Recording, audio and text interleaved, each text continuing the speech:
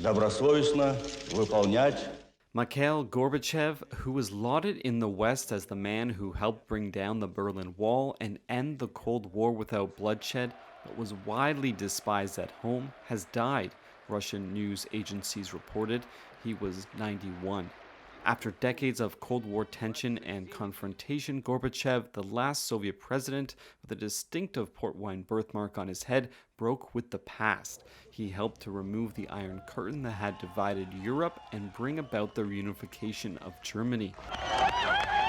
He struck nuclear arms deals with the United States and brought the Soviet Union closer to the West than at any point since World War II.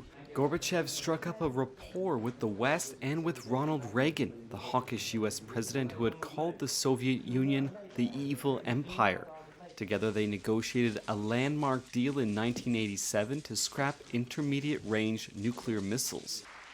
Gorbachev, though, was not able to prevent the Soviet Union's collapse. When pro-democracy protests swept across the Soviet bloc nations of communist Eastern Europe in 1989, he refrained from using force, unlike previous leaders who had sent tanks to crush uprisings in Hungary in 1956 and Czechoslovakia in 1968. But those protests fueled aspirations for autonomy in the 15 republics of the Soviet Union, which disintegrated over the next 2 years in chaotic fashion. Gorbachev became General Secretary of the Soviet Communist Party in 1985 at age 54. He was a reformer, setting out to revitalize the system by introducing limited political and economic freedoms.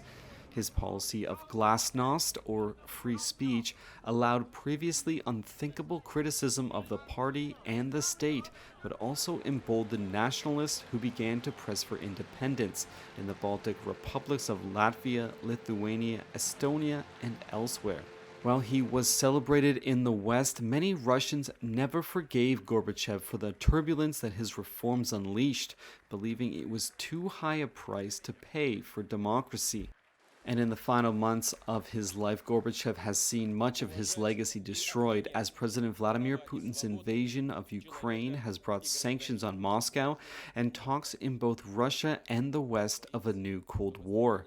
As one Kremlin watcher told Reuters, it's one of the ultimate tragedies that none of the values that Gorbachev ultimately came to embrace have been preserved by the leaders of Russia today.